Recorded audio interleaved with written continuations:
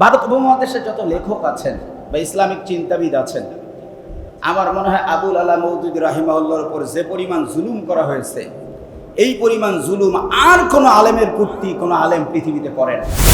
আপনাদের কাছে একটা প্রশ্ন করব, উত্তর দিবেন। আদম আলাইহিস সালাতু ওয়াস সালাম তিনি ফল খেয়েছেন, এই ওয়াজ শুনেছেন আপনার? শুনেন নাই? ওয়াসা আদামা রাব্বাহু ফাগাওয়া, ফল খান নাই? কোরআনে আছে তো, একটু সবাই বলে হাদিসে আছে তো।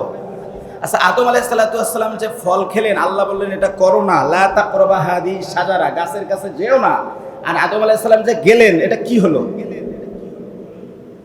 এই যে আপনি তাহলে তো রাসূল বিরোধী।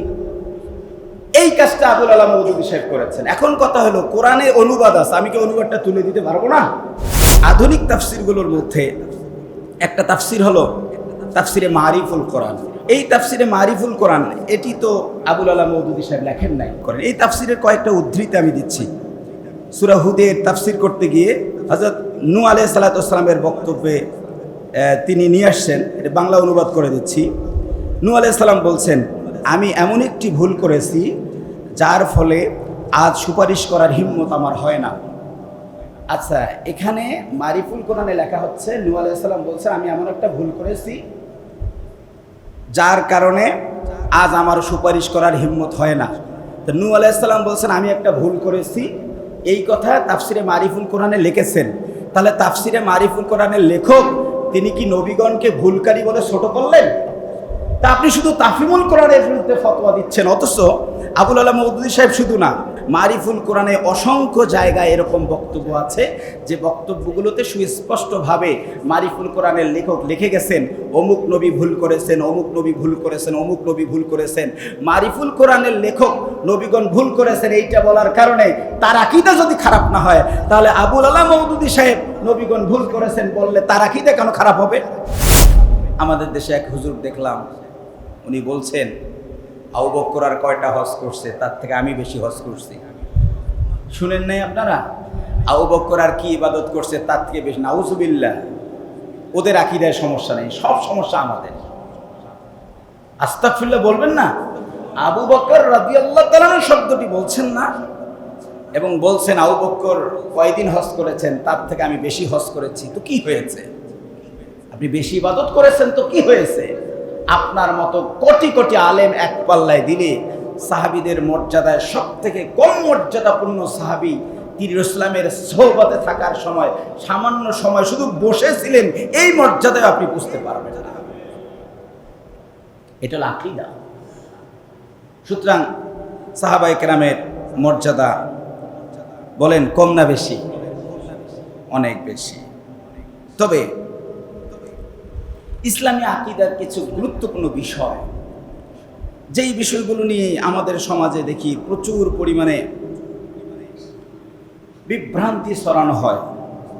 কিছু বিষয় যদি আমি আপনাদের কাছে স্পষ্ট না বলি, তাহলে আমি মনে করি যে আমি নিজের উপরই জুলুম করলাম। আমাদের ভারত উপমহাদেশে একজন প্রখ্যাত ব্যক্তি মাওলানা আবুল আলা মওদুদী রাহিমাহুল্লাহ, নাম শুনেছেন? অনেকের আবার অ্যালার্জি আছে, শুনলেই চমকে ওঠে। চমকে ওঠার তো কিছু নাই। আবুল আলা মওদুদী রাহিমাহুল্লাহ যদি কোনো ভুল করেন, সেটা ঠিক বলার আমার কি প্রয়োজন আছে? কোনো প্রয়োজনীয়তা আমার নাই। তিনি যদি ভুল বলেন, সেটাকে ভুলই বলা উচিত।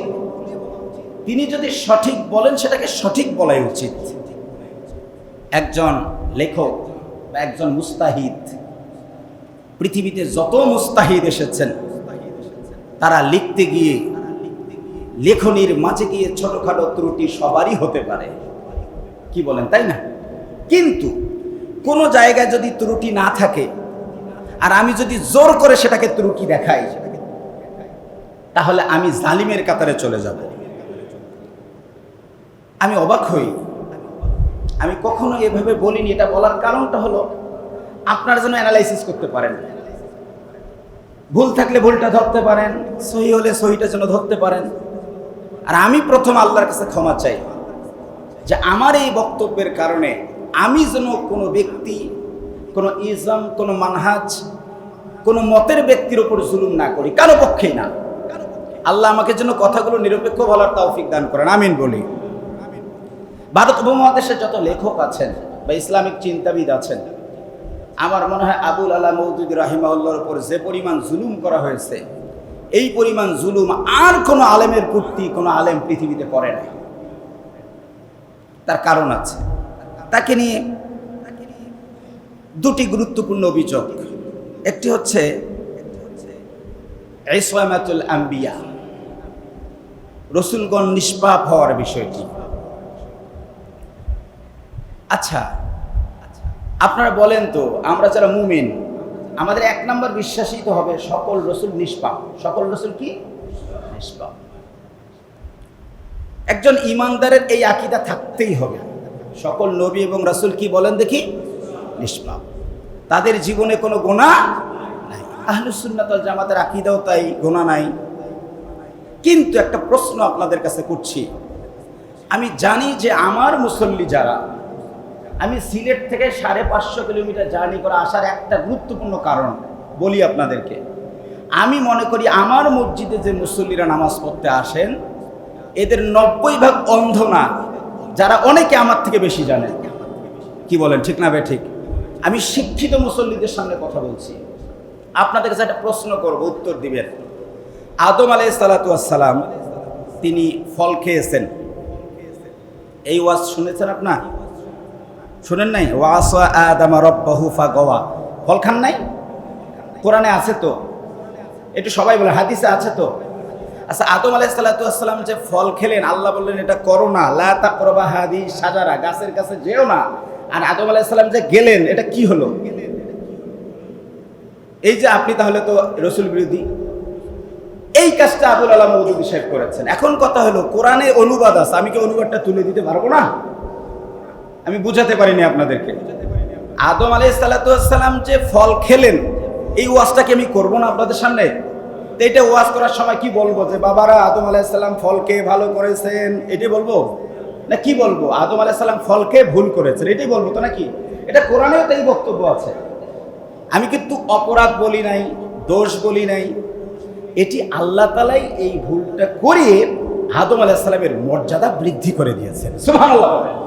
কিন্তু আমি আমার লেখনীতে, আমি আমার বক্তব্যে, আমি আমার ওয়াজে কি এখানে কি কথাটা বলবো, পরিভাষাটা কি ব্যবহার করব? এখন আপনি বাইরে বের হয়ে এখন আন্দোলন করবেন যে ওই ট্রাক স্ট্যান্ড মসজিদের খতিব সাহেব আদম আলাইহিস সালামকে বলছে তিনি ভুল করেছেন। না, আমি বলি কেন?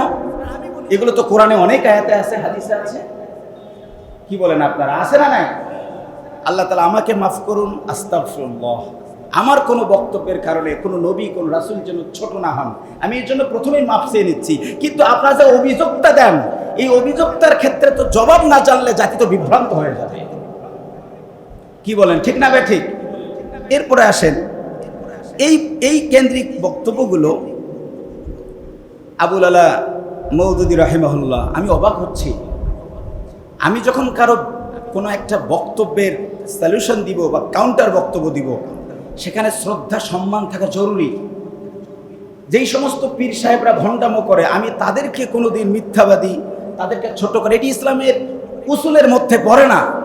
কিন্তু এই ব্যক্তির বিরোধিতা করতে গিয়ে কিছু কিছু মৌলবী লাভ দিয়ে উঠে বলে এর নামে মাওলানা বলা যাবে না, এ একটা মিথ্যাবাদী, এ একটা কাজ্জাব, এর নামে রহিমাহুল্লাহ বলা যাবে না। আশ্চর্য ব্যাপার, আপনি তো আলেম নামে কলঙ্ক, আপনি বিরোধিতা করার আপনার অধিকার আছে, কিন্তু একটা শ্রদ্ধা সম্মান দিয়ে একজন মানুষের বিরোধিতা করা উচিত।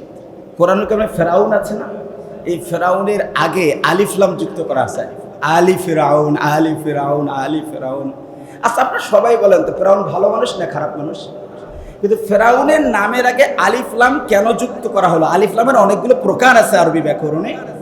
কোনো মুফাসসির বলছেন যে যেহেতু ফেরাউন ওই সময় রাষ্ট্র ক্ষমতায় ছিল, পৃথিবীর শাসক ছিল, বিরাট সম্মানিত ব্যক্তি ছিল, যার কারণে মহান রব তার নামের আগে আলিফ লাম যুক্ত করে ওই সম্মানটা দিয়েছেন। চিন্তা করেন, ফেরাউনের বিরোধিতা করতে গিয়ে আল্লাহ তাআলাও তার পৃথিবীতে শাসক হওয়ার কারণে ওই সম্মানটুকু দিয়েছে।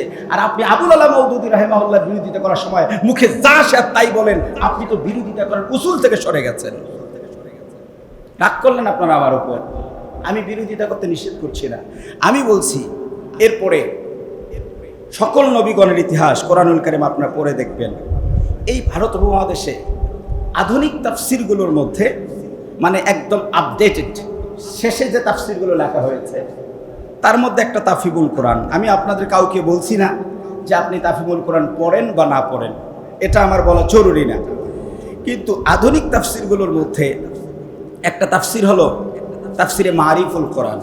তাফসিরে একটু বলেন, তাফসিরে মারিফুল কোরআন। এই তাফসিরে মারিফুল কোরআন পাকিস্তানের মুফতি শফি রাহেমাহুল্লাহ লিখেছেন এবং বাংলাদেশের মহিউদ্দিন খান যিনি মাসিক মদিনার সম্পাদনার দায়িত্ব ছিলেন তিনি এটার অনুবাদ করেছেন। এই তাফসিরে মারিফুল কোরআন এটি তো আবুল আলা মওদুদী সাহেব লেখেন নাই, এই তাফসিরটি লিখেছেন এবং এই তাফসিরটি আমাদের সবার কাছে খুবই সমাদৃত।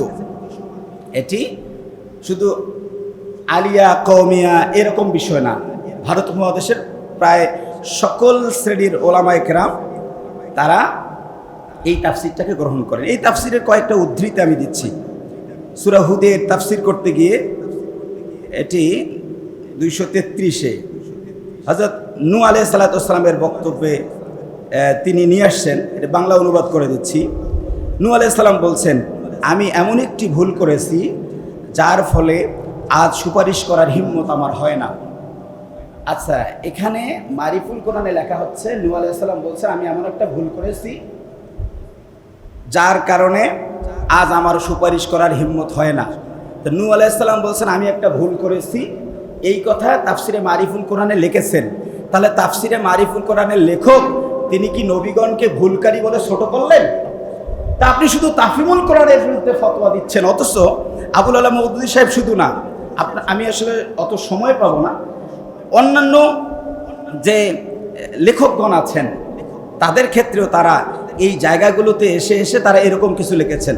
আমি আপনাদের কোরআনুল কারীমের একটা আয়াত শোনাই, কোরআনুল কারীমের সূরাতুল মুমিন। প্রথমেই বলছি আপনারা আমার বক্তব্যগুলো শুনে কখনোই ভাববেন না যে আমি কোনো নবীকে কোনো সাহাবীকে ছোট করছি, আস্তাগফিরুল্লাহ, না, কিন্তু আমি সত্যটা জানানোর চেষ্টা করছি। এখানে আল্লাহ তাআলা কোরআনুল কারীমে সূরাতুল হুদে 56 নম্বর আয়াতে আল্লাহ তাআলা বলছেন, এটা আয়াত হচ্ছে ফাসবির ইন্না ওয়াদাল্লাহ হক ওয়াস্তাগফির লিযামবিক ওয়াসাব্বিহ বিহামদি রাব্বিক বিল আশিয়্যি ওয়াল ইবকার। ফাসবির, হে রাসূল আপনি সবর করুন, ইন্না ওয়াদাল্লাহ হক, নিশ্চয় আপনার আল্লাহর ওয়াদা সত্য, আপনি বিজয়ী হবেনই। ওয়াস্তাগফির, আপনি ক্ষমা প্রার্থনা করুন, লিযামবিকা, আপনার অপরাধের কারণে। আচ্ছা আপনারা বলেন তো, আমি আয়াতটার অনুবাদ শোনাবো না আপনাদেরকে? বুঝাতে পারি, জাম্বুন মানে গোনা, জাম্বুন মানে কি? গোনা। আমি যদি এখন বলি যে আল্লাহ বলছেন হে রাসূল আপনি আপনার গুনাহের কারণে আমার কাছে ক্ষমা চান, কাকে বলছেন? আমার রাসূল সাল্লাল্লাহু আলাইহি ওয়াসাল্লামকে বলছেন না? আচ্ছা, এরপরে কিছু ব্যাখ্যা বিশ্লেষণ যাই থাক, আমি আয়াতটার কি অনুবাদ আপনাদেরকে শোনাতে পারবো না?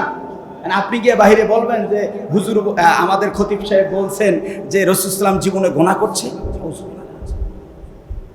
ওই যে সূরা নসরে আপনারা পড়ছেন না, ফাসাব্বিহ বিহামদি রাব্বিকা ওয়াস্তাগফির, আল্লাহ তাআলা কাকে বলছেন? এটা আমার রাসূলকে বলছেন, হে রাসূল আপনি ক্ষমা প্রার্থনা করুন আমার নিকটে। এখন আমি যদি বলি যে আমার রাসূলকে আল্লাহ ক্ষমা প্রার্থনা করতে বলছেন, আমি কি আমার রাসূল বিরোধী হয়ে গেলাম? এরকম অনেক ক্ষেত্রে আবুল আলা মওদুদী সাহেব ওই অনুবাদ নিয়ে আসছেন, অথবা মজার ব্যাপার হলো অনেক পুরনো তাফসিরের কোটেশন তিনি কোট করে দিয়েছেন। মারিফুল কোরআনে অসংখ্য জায়গায় এরকম বক্তব্য আছে যে বক্তব্যগুলোতে সুস্পষ্টভাবে মারিফুল কোরআনের লেখক লিখে গেছেন অমুক নবী ভুল করেছেন, অমুক নবী ভুল করেছেন, অমুক নবী ভুল করেছেন। মারিফুল কোরআনের লেখক নবীগণ ভুল করেছেন এইটা বলার কারণে তার আকীদা যদি খারাপ না হয়, তাহলে আবুল আলা মওদুদী সাহেব নবীগণ ভুল করেছেন বললে তার আকীদা কেন খারাপ হবে? কি বলেন, ঠিক না ব্যাঠিক? সলিউশনটা কি? আস্তাগফিরুল্লাহ। সবাই পড়ি একটু, আবার পড়ি আস্তাগফিরুল্লাহ আস্তাগফিরুল্লাহ। সলিউশনটা হলো এটি আহলুস সুন্নাত ওয়াল জামাতের আকীদা, আল্লাহ সুবহানাহু ওয়া তাআলা নবীগণ দ্বারা কখনোই কোনো কবিরা গুনাহ করান নাই, কখনো বড় কোনো অপরাধ তাদের দ্বারা করান নাই। তাদের মাঝে মধ্যে নৈতিক স্খলন, কিছুটা ছোট ভুল নিজের ইচ্ছায় আল্লাহ তাআলা তাদের দ্বারা করিয়েছেন, যেন আমার উম্মত তার উম্মতেরা শিখতে পারে ভুল করলে ক্ষমাটা কিভাবে করে নিতে হয়। এখন আমি যে বললাম যে আল্লাহ সুবহানাহু ওয়া তাআলা মাঝে মধ্যে তার নবীগণের দ্বারা ছোট ভুল করিয়েছেন, আপনারা আবার বলবেন আমারও আকীদা খারাপ। কি বলবেন না আপনারা? এই জায়গাটা স্পষ্ট হওয়া দরকার। সকল নবীগণের ইতিহাস আপনি খুঁজে দেখবেন, আল্লাহ সুবহানাহু ওয়া তাআলা নবীগণের ক্ষেত্রে এমন ছোট ছোট কিছু ভুল করিয়ে দিয়েছেন যেটার মাধ্যমে তার উম্মাহ শিখতে পারে, ক্ষমা চাওয়ার পদ্ধতি জানতে পারে, এটা ভুল এটা জানতে পারে। তবে কোনো নবী কোনো ভুলের উপর প্রতিষ্ঠিত ছিলেন না। এটি আকীদার কথা বলছি, আমি আহলুস সুন্নাত ওয়াল জামাতের আকীদা বলছি। নবীগণ ভুল করার সাথে সাথে আল্লাহর কাছে ক্ষমা চেয়েছেন, আল্লাহ তাআলা মাফ করে দিয়েছেন, তাদেরকে তওবার সুযোগ দিয়েছেন, যার কারণে তারা ছোট ভুল করলেও কোনো নবীর জীবনে কোনো গুনাহ নাই। সকল নবী নিষ্পাপ এবং মাসুম, বলি সুবহানাল্লাহ। আপনাদের একটা হাদিস শোনাই, এটা হাদিস শোনাই, পরের কথা বলেই শেষ করব। কষ্ট হচ্ছে আপনাদের? একটু খুবই ইম্পর্টেন্ট কথা, শেষ করতে পারছি না, কারণ আমাদের বিষয়গুলো স্পষ্ট হওয়া দরকার। এটি হাদিস সহিহ বুখারীতে আছে, মুসলিমে আছে, 401 নম্বর হাদিসটা শোনাই। আন আব্দুল্লাহ ইবনে মাসউদ রাদিয়াল্লাহু তাআলা ক্বালা সাল্লা রাসূলুল্লাহ সাল্লাম ফারাদা ওয়া নাকাসা। আব্দুল্লাহ ইবনে মাসউদ রাদিয়াল্লাহু তাআলা থেকে বর্ণিত, রাসূল সাল্লাল্লাহু আলাইহি সাল্লাম নামাজে বাড়ালেন বা কমালেন, মানে 3 রাকাত নামাজ 4 রাকাত করলেন, বা 4 রাকাত নামাজ 5 রাকাত করলেন। তখন সাহাবায়ে কেরাম জিজ্ঞেস করলেন, ইয়া রাসূলুল্লাহ, নামাজ কি বাড়ানো হয়েছে না কমানো হয়েছে? কারণ আমার রাসূল যা করবে হুবহু তা অনুসরণ করা সাহাবায়ে কেরামের জন্য ফরজ।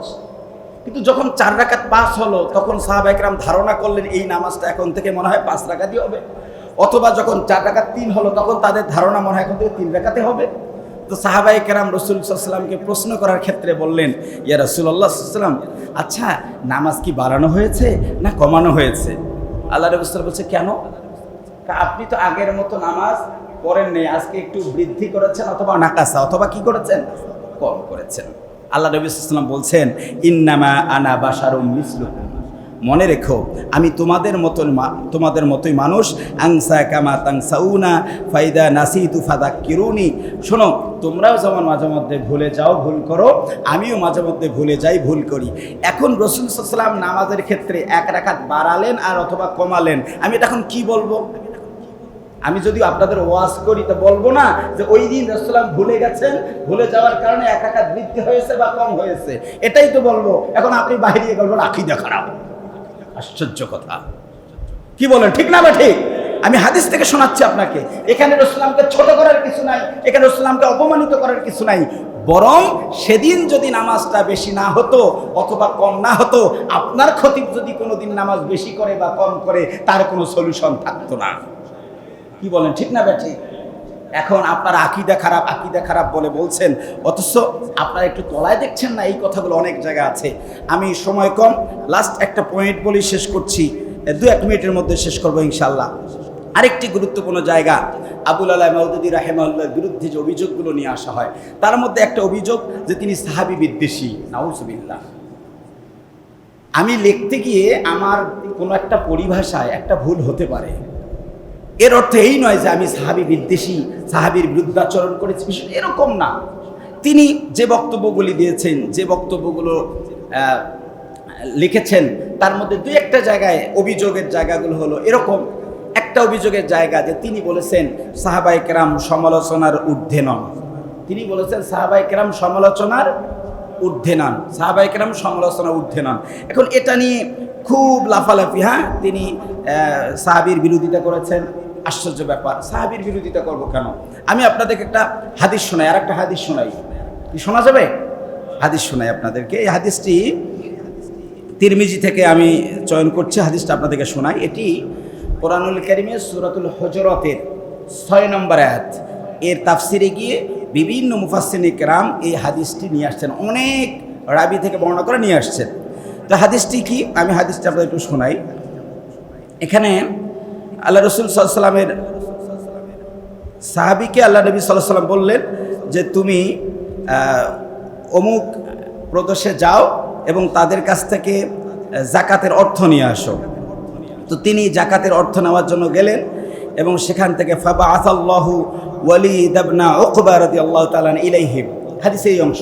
জাকাতের অর্থ নিতে না গিয়ে রাস্তা থেকে ঘুরে আসলেন। আসার পরে রাসূল সাল্লাল্লাহু আলাইহি ওয়াসাল্লামের কাছে আসলেন, এসে বলেন ফালাম্মা বালাগা বাদু তরিকি রাজা, কিছু দূর রাস্তা যাওয়ার পরে রাজা, তিনি ফিরে আসলেন।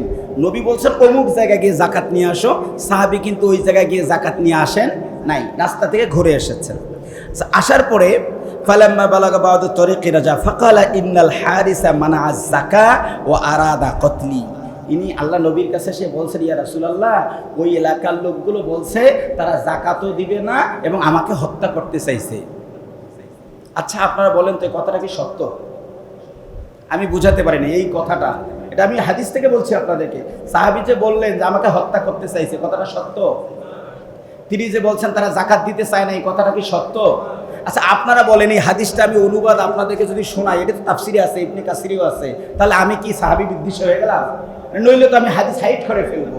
এখন আবুল আলা মওদুদী সাহেব যদি হাদিসটা লিখে থাকে আর আপনি যদি বলেন না না সাহাবীর বিরোধিতা করেছে, তাহলে তো আপনি তার উপর জুলুম করেছেন। কি বলেন, ঠিক না ঠিক? সর্বশেষ, যেহেতু তিনি একজন পলিটিশিয়ান, রাজনীতিবিদ, তিনি রাসূল সাল্লামের রাজনৈতিক অংশ বা সাহাবায়ে কেরামের পলিটিক্যাল অংশটা নিয়ে অনেকগুলো লিখেছেন।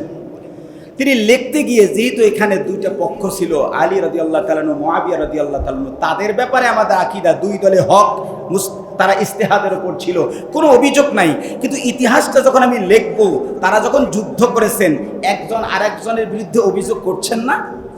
কি বলেন, করেন নাই? তো আমি যদি ইতিহাস লিখি তাহলে অভিযোগের বিষয়গুলো আমার ইতিহাসে না আসলে সেই ইতিহাসকে লিখিত হবে? আমি মনে হয় বুঝাতে পারিনি আপনাদেরকে। তিনি তো তার সাহাবায়ে কেরামের রাজনৈতিক খেলাফত মুলকিয়াতের অংশগুলো লিখেছেন তার বইয়ের মধ্যে। মজার ব্যাপার হলো তিনি যে লিখেছেন খেলাফত মুলকিয়াত বই পড়বেন, সমালোচনা করি আমরা দূর থেকে, পরে করি না। ওই বইয়ের মধ্যে ইবনে কাসির, সিরাত ইবনে হিশাম, নানান কিতাবের রেফারেন্স দিয়ে, তাবারির রেফারেন্স দিয়ে তিনি লিখেছেন এবং সেই বক্তব্যগুলো তার নিজের না। ইবনে কাসির রহমাতুল্লাহ আলাইহি যে কথাগুলো তার বিদায়ায় ওয়ান নিহায়ায় লিখেছেন, আবুল আলা মওদুদী সেই কথাকে কপি করে লিখেছেন। আপনি বলছেন আবুল আলা মওদুদী রাহিমাহুল্লাহর আকীদা খারাপ, ইবনে কাসির রহমাতুল্লাহর আকীদা তাহলে কি হলো? কি বলেন, ঠিক না ঠিক? সুতরাং প্রিয় মুসল্লিবৃন্দ, আল্লাহ মাফ করুক, আমি কারো পক্ষে বিপক্ষে বলার জন্য বসি নাই। আমি বসেছি আমাদের সবার নিজের পক্ষে বলার জন্য, কারণ আকীদা নিয়ে খুব কথা হয়। আমি দেখি যে এই মহান ব্যক্তির উপর খুবই জুলুম করা হয়। একজন কাফের হলেও তো তার বিপরে আপনি অপবাদ দিতে পারবেন না, অথচ একজন মুসলিম অবিসংবাদিত একজন নেতা, তিনি যা লিখেছেন, আমি বলছি না তা ভালো, কোথাও না কোথাও ছোটখাটো ত্রুটি থাকতেই পারে, কিন্তু এই ত্রুটিকে নিয়ে তার বিরুদ্ধে যে অভিযোগগুলো নিয়ে আসা হয়, ৯৯ ভাগ অভিযোগ শুধুমাত্র ব্যক্তি স্বার্থের জন্য ওলামায়ে কেরাম আর